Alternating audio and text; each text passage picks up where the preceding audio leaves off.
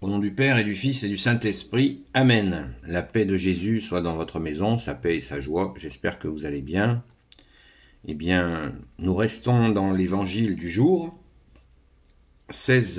chapitre 19 de Saint Matthieu, versets 16 à 22.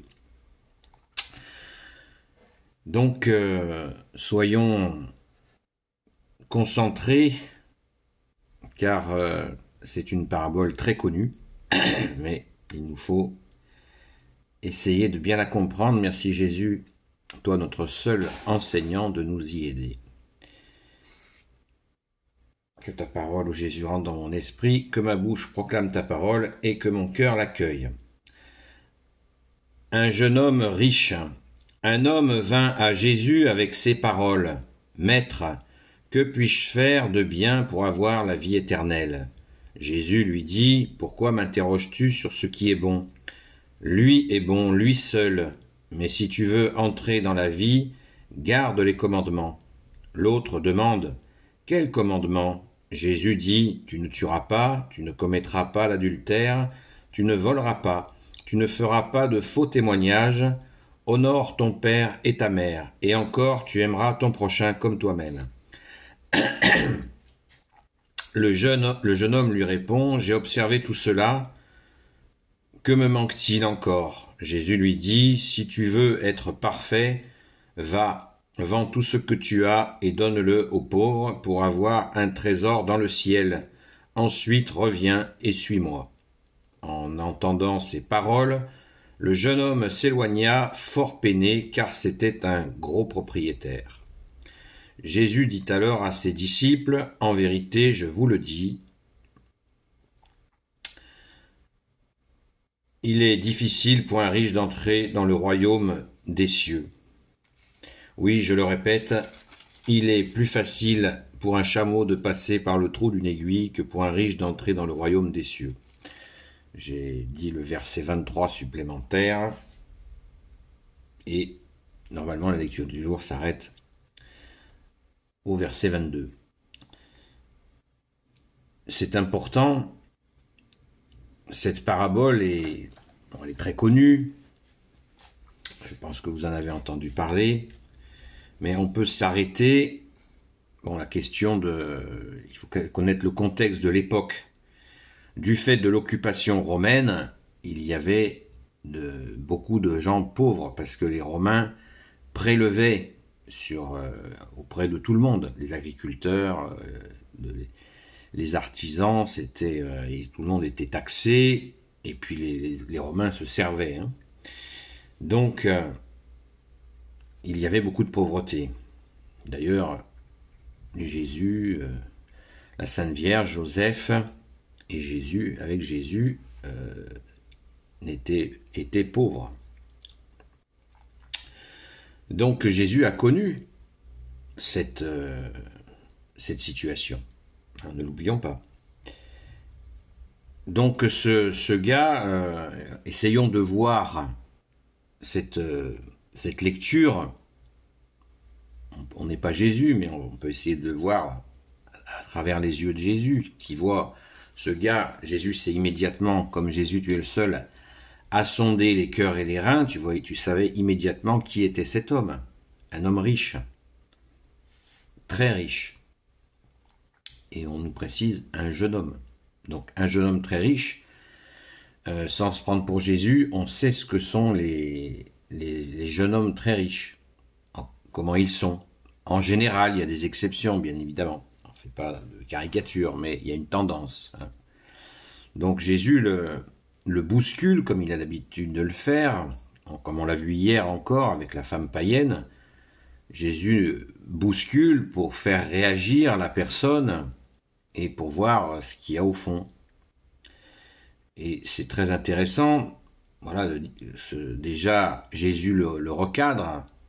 Là, cette traduction de la Bible des peuples est très intéressante, parce que quand Jésus lui dit, au verset 16, un homme vint à Jésus avec ces paroles, Maître, que puis-je faire de bien pour avoir la vie éternelle?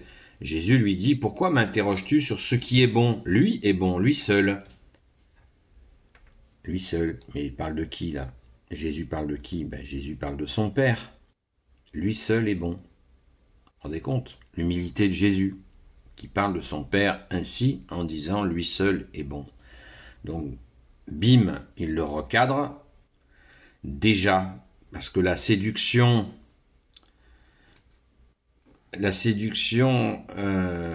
cette espèce d'attitude de dire voilà, Jésus,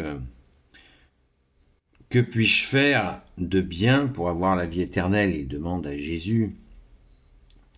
Et c'est une façon un petit peu d'amadouer Jésus, peut-être, hein, peut-être que je me trompe aussi, sur, voilà, dis-moi ce qu'il y a de bien, voilà. Présente-moi ça. Et Jésus lui met très, très clairement, très fermement les choses en face, et c'est très intéressant de voir avec quelle puissance il pose les choses auprès de ce jeune homme, hein, comme il nous est bien précisé. Après, Jésus le renvoie sur les commandements.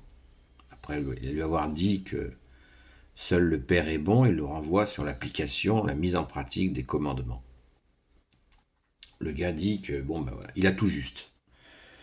Il a tout juste, et en général, quand on dit à Jésus qu'on a tout juste, eh ben, évidemment, ça sonne faux. Évidemment. Simplement. Ça sonne faux. Parce que Jésus nous connaît. Il sonde les cœurs et les reins. Donc il sait très bien que les hommes qui ont tout juste sont très très rares. Voilà. Et ce jeune homme très riche, est-ce qu'il avait tout juste? Eh bien, Jésus va nous montrer qu'il y a quelque chose qui cloche. Et oui, il y a quelque chose qui cloche. Rappelons-nous la parole de Jésus qui nous dit il faut choisir entre Dieu et Mammon. C'est-à-dire, en traduction, il faut choisir entre Dieu et l'argent. Voilà, c'est dit. Il faut choisir entre Dieu et l'argent. Et ce gars, eh bien effectivement, Jésus va le toucher exactement là où ça coince. Pas pour le blesser, pas pour le gêner, pas pour l'humilier devant les autres.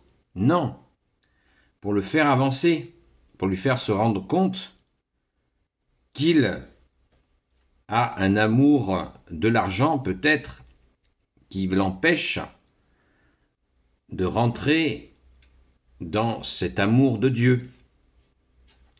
Et en plus, il l'a en face de lui, Dieu.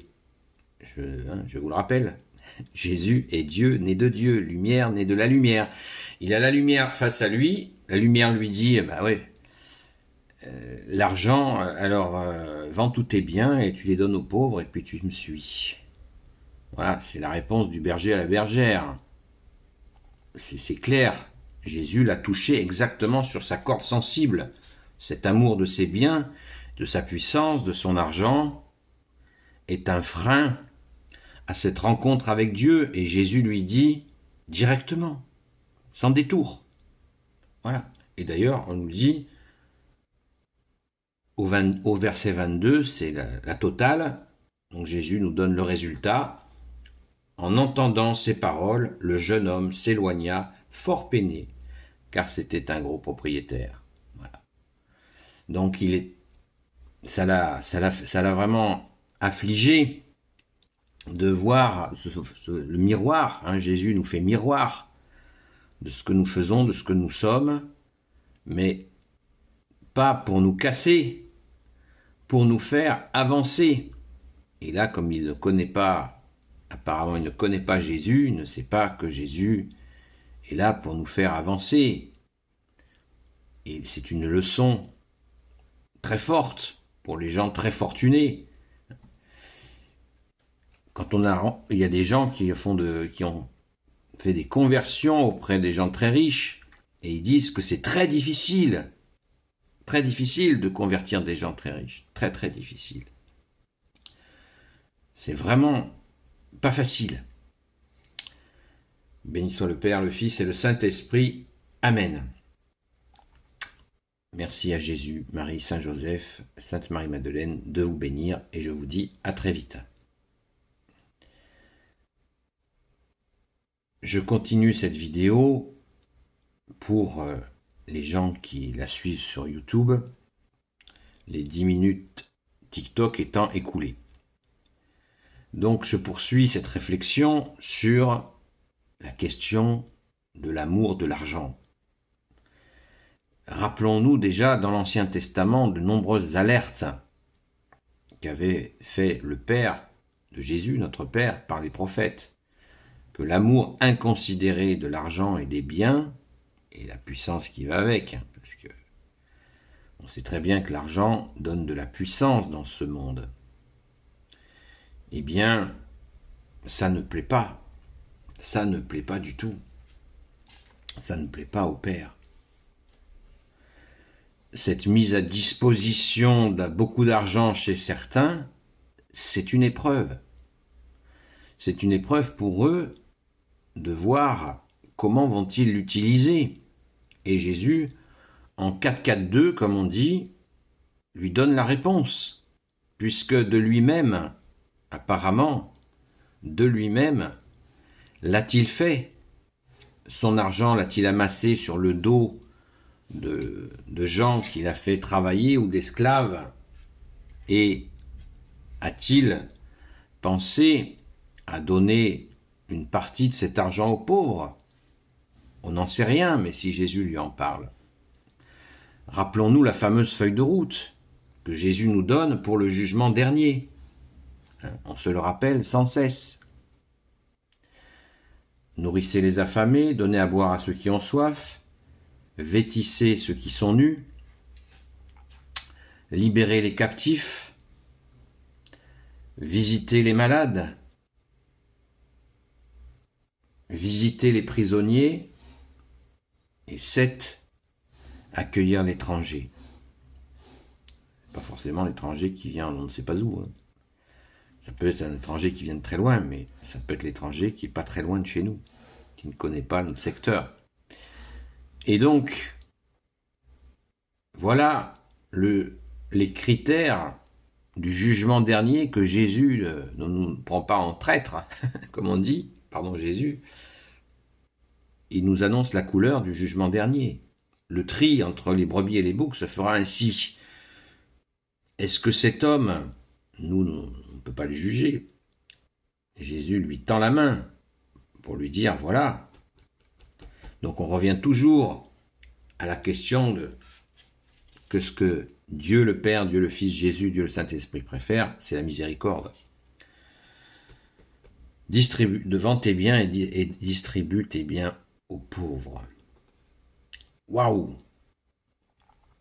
L'invitation, il a dû le prendre comme un coup de masse sur la tête. Et pourtant, ça rejoint la question du jugement dernier. Merci Jésus d'annoncer la couleur. Mais peut-être que cet homme, du coup, a réfléchi. Et peut-être que cet homme, Jésus, le fait qu'il ait rencontré Jésus, fait qu'il a peut-être commencé, peut-être pas en vendant tous ses biens, mais à commencer à regarder les pauvres avec un autre regard. Parce que vous savez qu'il y a des gens riches qui regardent les pauvres en se disant « moi je suis riche et c'est que je l'ai bien mérité et ceux qui sont pauvres, eh ben ils l'ont pas volé. C'est des feignants s'ils sont pauvres. » C'est un regard. Pas tous les riches ne pensent ça et ne pensent pas ça, évidemment. Il y a des riches qui ne pensent pas ça, c'est certain. J'en connais. Des gens qui ne sont pas du tout dans cette idée-là, ne faisant pas de caricature, mais il y a une tendance. D'ailleurs, les gens très riches le disent eux-mêmes. Certains ne le supportent pas.